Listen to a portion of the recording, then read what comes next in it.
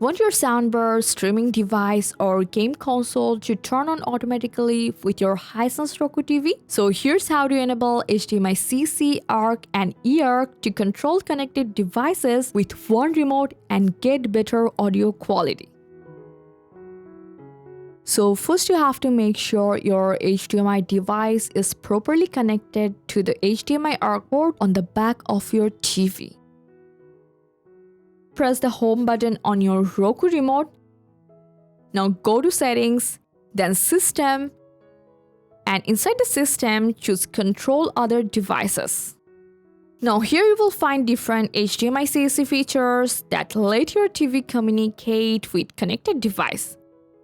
Now here you have to turn on this option, One Touch Play. So this actually allows connected device automatically power on the TV and switch to the correct input.